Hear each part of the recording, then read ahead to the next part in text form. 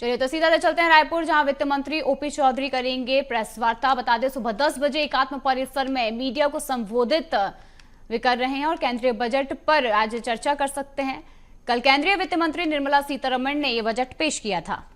सभी साथी उस इनकम तक पहुंचेंगे जिस तरह से देश की विकास की गति है और उसका लाभ सबको मिल रहा है और मिलता रहेगा। मित्रों, जो भारत देश की अर्थव्यवस्था है वो बहुत ही तेजी से बढ़ रही है और आज दुनिया की जितनी मेजर इकोनॉमीज हैं, बड़ी इकोनॉमीज हैं, उनमें सबसे तेजी से बढ़ रही अर्थव्यवस्था है। मैं आदरणीय मोदी जी के विजन के साथ जो देश आगे बढ़ रहा है,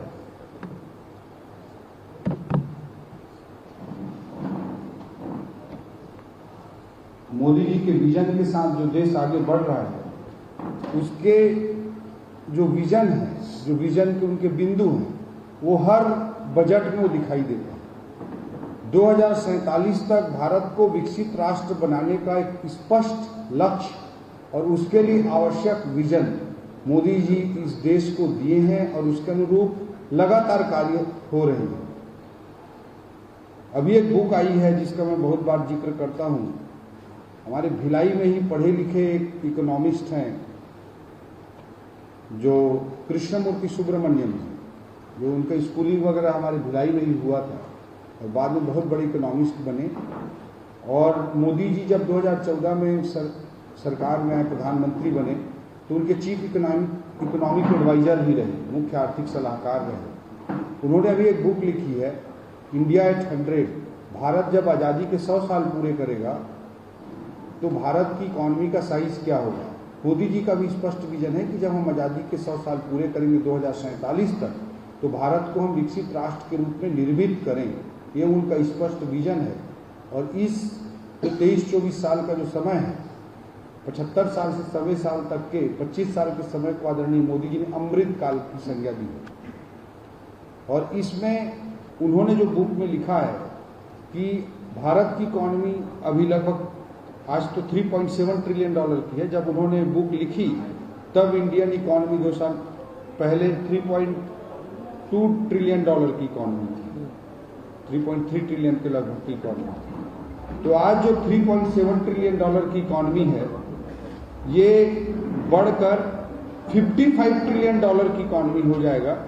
ये उनका आकलन है कृष्णमूर्ति सुब्रमण्यम जी का। 3.7 ट्रिलियन से बढ़कर $55 ट्रिलियन हो जाएगा।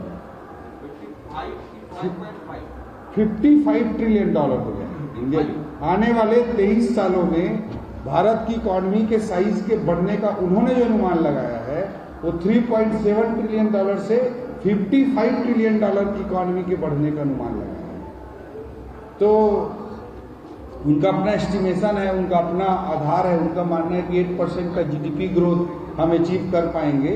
5% का इन्फ्लेशन उन्होंने कैलकुलेट किया है और 1% का करेंसी डेप्रिसिएशन उन्होंने माइनस किया है। तो 8 + 5 = 13 और 13 - 1 = 12। तो 12% की रेट से इंडियन इकॉनमी की कंपाउंडिंग होगी, ऐसा उनका अनुमान है, उनका कैलकुलेशन है। उन्होंने अनुमान मानने से भी इसे गलत किया है, कैलकुलेशन बोला है। तो 12% की रेट से अगर इकॉनमी बढ़ती है तो हम बचपन में आप सभी ने पढ़ा होगा रूल ऑफ 72, 72 का नियम, कितने साल में डबल होगा। हमारा गणित पे पूछता था हमारा प्राइमरी स्कूल में, सरकारी स्कूल में गुरु जी, कि अगर 12% के रेट से कोई चीज़ बढ़ रहा है तो कितने साल में डबल होगा। 10% के रेट से बढ़ रहा है तो कितने साल में डबल होगा, ऐसा हमारा गुरु जी पूछता था। तो हमको रूल ऑफ 72 सिखाया था, 72 का नियम बोलता था गुरु जी। वो बोलता था कि 72 को जितने % से बढ़ रहा है उससे भाग दे दो। तो 12% की अगर दर से इकॉनमी बढ़ रही है तो 72 से अगर 12 से 72 को भाग देंगे तो 6 आता है। तो उनका मानना है कि 6 साल में कंपाउंडिंग होगी और 6 साल में कंपाउंडिंग होगी तो 24 साल में 4 बार कंपाउंडिंग होगी। उस आधार पे उनका कैलकुलेशन है कि $55 ट्रिलियन इंडिया की इकॉनमी हो जाएगी। तो इतना बड़ा, और ऐसा नहीं कि दुनिया के कई देशों में ऐसा नहीं हुआ है, दुनिया के कई देशों ने ऐसा करके दिखाया है जैसे जापान का हम उदाहरण ले सकते हैं। हिरोशिमा नागासाकी में बम अटैक के बाद, द्वितीय विश्व युद्ध के बाद जापान लगभग बर्बादी के कगार पर पहुंच गया था, लेकिन धीरे धीरे वो खड़ा हुए और 1970 से उन्होंने एक विजन के साथ काम करना चालू किया और 1970 से 1995 के 25 सालों में उन्होंने ऐसा ही करके दिखाया। साउथ कोरिया का एग्जाम्पल, सिंगापुर का एग्जाम्पल, इवन चीन का एग्जाम्पल, इस तरह के ग्रोथ का रहा है। तो ये जो 2047 तक विकसित भारत बनेगा, कल के बजट में आदरणीय निर्मला सीतारमण जी ने जो 3 बिंदु का जिक्र किया कि हमारी बुनियाद क्या है ये विकसित भारत बनाने की, उसमें उन्होंने 3D की बात कही है। 3D हमारी सबसे बड़ी ताकत डेमोक्रेसी है।